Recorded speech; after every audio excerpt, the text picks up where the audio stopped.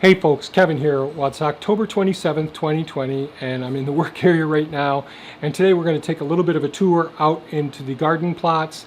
It's at the end of the season. I'm sorry I haven't posted a video in a while. I've been going crazy here trying to save seeds, transplant a lot of trees. It's fall time right now, so many of the leaves are falling.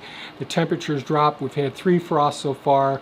Not tonight, but tomorrow night we're going to have a deep freeze. So I've got a lot of things I've got to get done. Trees, some of the fig trees to get inside before the big deep freeze. We'll get down into the teens probably, or down to about 20 degrees Fahrenheit, or a little bit below that. I anticipate the night after tonight. So I'm going to throw the helmet cam on and we'll go out and we'll take a look at a couple of things. So here we go. Okay, we're over here in the western garden plot. The beans have taken a hit with the strong winds. Some of them have all ripped out in here, and the frosts have done quite a bit of damage to the bean plants as well. Over there, the lupines are doing well. They're covered up by a bunch of weeds, but they've been doing pretty well.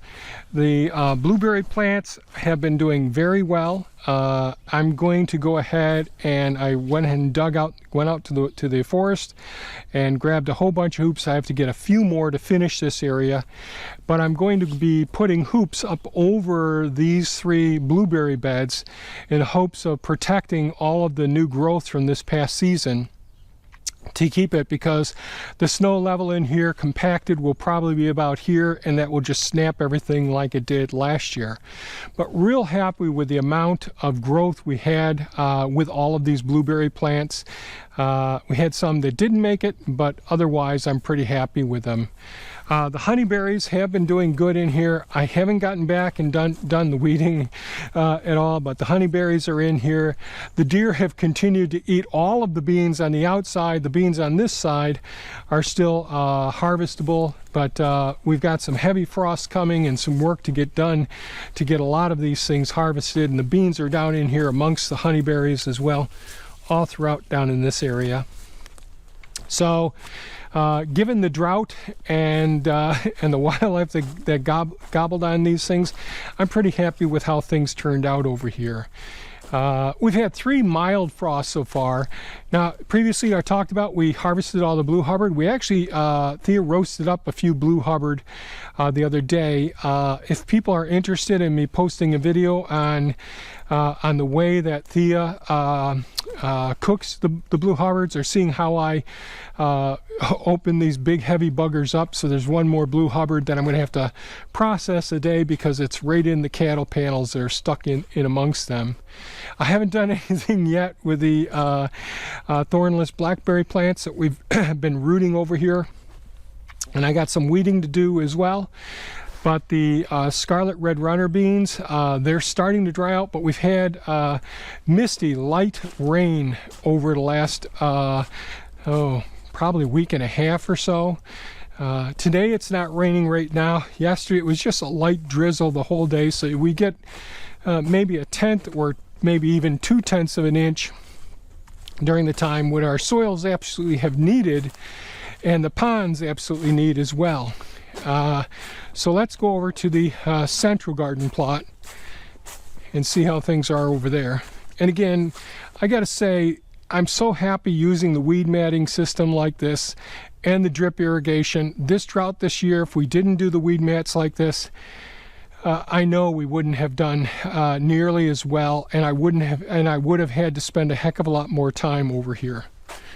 And I'll try to put links with the gardening down below, Amazon links for the most part, for the drip irrigation things that I use, the staples that I recommend, the weed mats, those sorts of things as well. So let's go over to the central garden plot.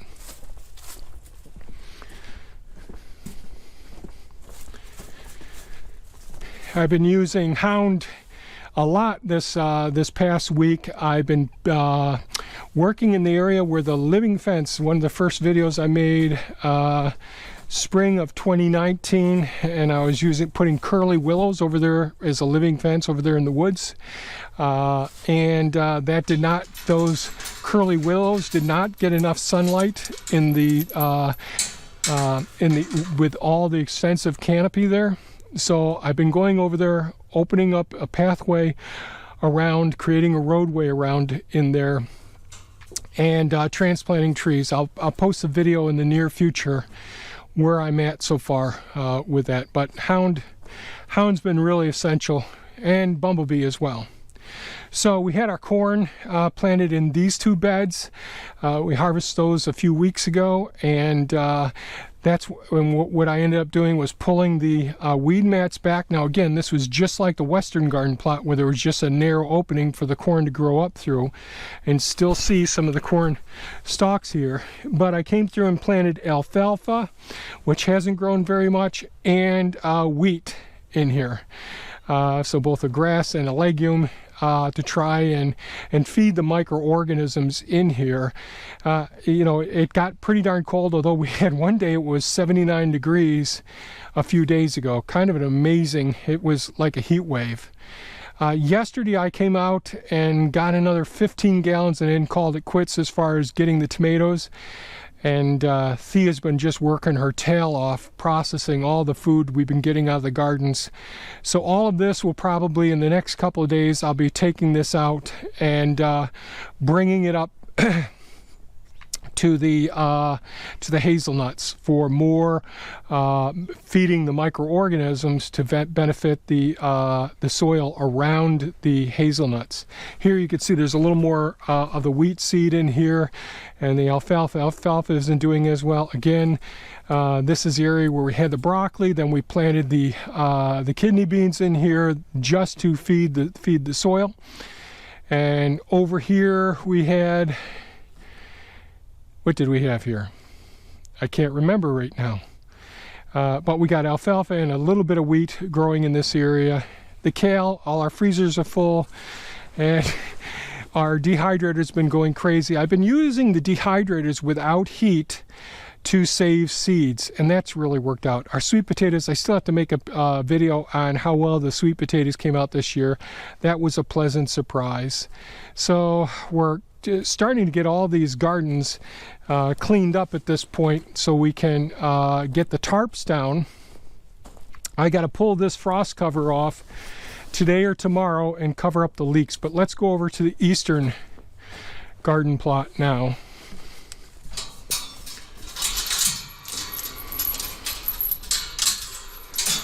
Quite honestly, I'm feeling a little tuckered out with all the projects going on around here, and feeling the crunch to try and save as much of the food so it doesn't go to waste. Really important, and just trying to get the excess material out to help benefit the other food forest components. Like this year, earlier in the year we concentrated on the grapevines, and that worked great. I have done some work, I forgot to mention, I've done some more work out in the first food forest. The nectarines that had the brown rot, I decided to completely remove those, and I'll try to make a video about that as well. So up here, this the really more yellowish, the tree that's closest to us is the honey locust. And here are 2 beds of kale. I got to get these kale covered up, so I'll be putting more of those metal electric conduit hoops over here and get some frost cover over the leaks, even though they handle it pretty well. But they're beyond the ideal time that I like to harvest most of them. So this honey locust has been dropping lots of leaves, those beautiful little leaves, great nutrients for the soil, and they're seed pods. So today I came out here, I harvested the last of the hot peppers that were here from over here, brought them inside. They'll just mature a little bit more on the vines, on the plant stems themselves. And previously I had taken the eggplants out of these 2 beds, the Oriental and the Black Beauties, and this was just loaded with all the seed pods here. And I already just saved all of the black locust seed pods, which really had beautiful seeds in the seed pods. The black locust over in the living fence are so hardy. But this year we had such a drought that that this tree, for the first time ever since it's been mature, did not produce seeds in the seed pods. I didn't realize that. It's always produced a bountiful supply of seeds, but the male over there, we have a few males around, none of them produced adequate pollen to pollinate these seed pods. So the seeds are absent, I believe, because of the drought that we've had. We've had all of the beneficial insects to do the pollination, but that's the only reason I can think of that this year this tree did not put seeds in these pods. And so I hadn't checked it because I've always seen it. And so today I came up and raked it up, got all those seed pods, and they're over there in the work area to start to dry out. I got the dehumidifier running to get the moisture out of it because, as I mentioned, it's been rainy, real moist lately. And again, with the drip irrigation and the weed mats being put down like they have been, it's really cut down on our management requirements. This is the red Russian kale here. This is where we had the blue potatoes. The blue potatoes was a poor production this year, I think because this is all wood chips in here. Not enough nitrogen in here is what I suspect. Not enough life in the soil, so I want to have a good cover crop on here to feed the soil as well. So, and I did taste, just today, I found that some of the berries from the hardy kiwi were still there. I tasted them. They're a little bit moldy, so I didn't finish my my taste tests of them. Again, the scarlet red runner beans did extremely well down there. There are the beans all along in here, but not a tremendous number like there are down there. But we've had some 3 frosts over the last several weeks, which has really attenuated the bean production, and we're going to have a real hard frost here in the near future. Another thing I did do, I pulled the kidney beans out of here. I got to save some of the chive seeds, even though I've got a gazillion chive seeds. But I did go ahead. Now this is the strawberry bed that was more barren over here. So I came around and I dug up around the margins, as I've done in previous years.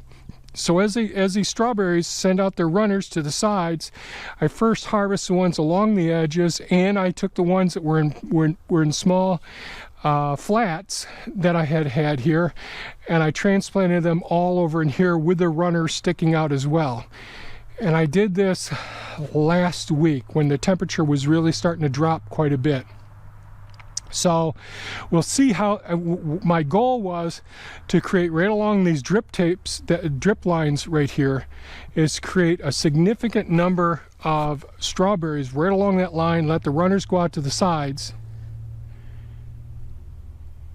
Excuse me, I'm waiting for a delivery. Let the runners run off to the sides and fill up this bed. I don't expect much development, but those ones that I put in the soil over here last week, I think have a decent chance of surviving to next spring. Yep, I do have a delivery coming. So one of the things in the spring, the ones that don't make it over there, I'll be coming in here and taking out some more of the strawberries in here, because I don't want these strawberries getting overcrowded. Some of those are going to just die off on me. Okay, so we left off with the strawberries. So if in the spring we see a fair amount of dieback, I'm going to move out some more of these strawberries. I'll have to thin this area so that it doesn't, the older ones that are naturally going to die off, that they don't just occupy so much space. So I'll have to remove the ones that are expired, that have outlasted their longevity. The basil, well, we overdid it with the basil this year. More than enough seed is all dropped at this point. I have to get out here tomorrow and get the rest of the kidney beans up out of here. I got to weed around some of the spinach out here as well. And tomorrow we got more of the hot peppers up here that I have to get out of here before the big frost tomorrow night.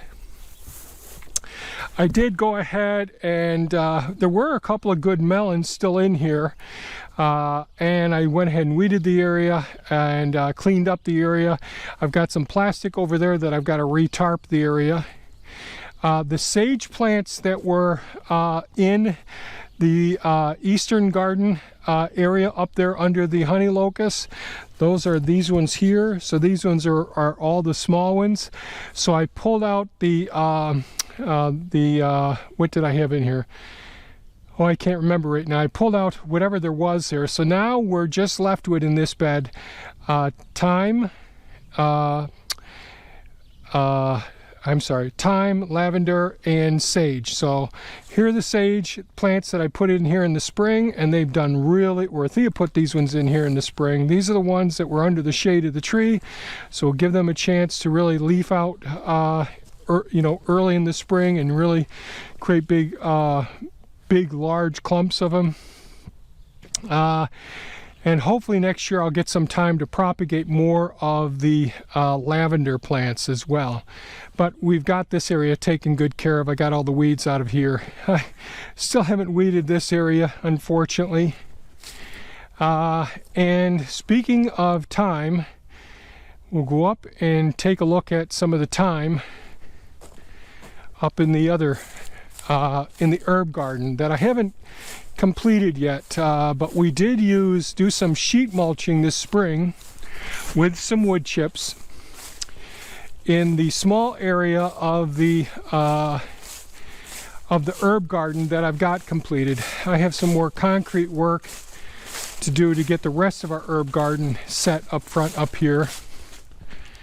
Our little Harbor Freight, we've been using that for drying and working with some of the materials here. And we'll just go up around here real quick. And of course I haven't weeded around our patio here, unfortunately. You stay, Hank. And so here's the thyme. This time we planted, we had I think 3 plants in here which were large ones. Thea just came through, harvested quite a bit of the thyme. Now of course we get the weed seed in here. But this was all sheet mulched this spring. And it really reduces the amount of weeds that compete in here. And so although we have thyme all over the property in different locations, it's nice just to be able to come out here and get these. And then this is the rest of our herb garden area here. And of course I've got cleaning to do. Lots of work to do around here, but we put down the tarp here to try and suppress some of the weeds from coming up in this area. And I've got to create 4 little areas, walkout areas, so keyholes in this area, and this will be our other herb garden place here. And again, got lots of work to do up here. So these are some of the 4x4 racks that I use for drying various garlic, shallots, potatoes, all of those. We stack them up. I've got some out in the sugar shack now that are on casters. And what I do is I turn on the dehumidifier, which I've got running over there. It runs right into the sink. And but when I came out here and checked, after sweeping up and picking up, raking up all of the rocks, there just aren't any seed in these pods. So this is, I don't know, 30 gallons. It was a full garbage can, that size garbage can full. And what I'll do is I'll just make sure I'll double check a couple more spots in here. Not that I need any more honey locust seed, but I was going to put this along some of the living fence. I'll still use this as some of the mulch along in there in case there are a few seeds there. But do I have, oh, I know where the rest of the black locust seeds are. So the other day I did go out and harvest a couple of buckets full here of the black locust seeds, and they look like they've done great. Seeds are in there pretty darn good. These have to be scarified, of course, but we got plenty of black locust seeds. But unfortunately this is the first season that I haven't gotten the honey locust. So that's a look at our garden plots on October 27th. We've had three small frosts so far. We've got a big heavy frost coming up, which will be a killing frost for everything. There's a chance we'll get a few inches of snow as well, but that snow will typically melt off. I'll be between Halloween and Thanksgiving is when I usually get the garlic in the ground, and that's another video I wanted to go over our garlic harvest this year, so I'll try and cover that when I'm planting the garlic and the shallots as well. As I mentioned, we've been transplanting trees like crazy, trying to gather up all the various seeds. The honey locust, man, that's interesting that this is the first year we didn't get seeds in the seed pods, but still all that beautiful organic material will provide vital nutrients to the microorganisms in the soil. The black locust seeds, got a couple of 5-gallon buckets full of the black locust seeds, so we're set there. I have gotten some of the seeds from the peach trees into the air pruning beds and all, and just been going a bit crazy around here. And so hopefully I'll make a couple of videos this week to go try and catch up on some of the things that we've been doing around here. Overall, I'm pretty happy with what the garden has produced this year. I love the weed mat system that we've gotten it down to at this point. The drip tape really helped out a lot. Our integrated pest management systems worked out extremely well. And even if things didn't work out this year, one of the things I always try to do is to each year try to produce enough material that will get us a couple of years if something happens, if there's a catastrophic illness, or if there's an injury, or there's some other catastrophic event. We've got the resources necessary, the food and water resources, to do well. This year's been a really good learning lesson for the drought that we've had. This is the worst drought we've ever had, and so that's really challenged some of our food forests. I mentioned that we took out a couple of the nectarine trees that had the brown rot so bad. I'll be inoculating the soil in the spring with the mycorrhizal organisms as well.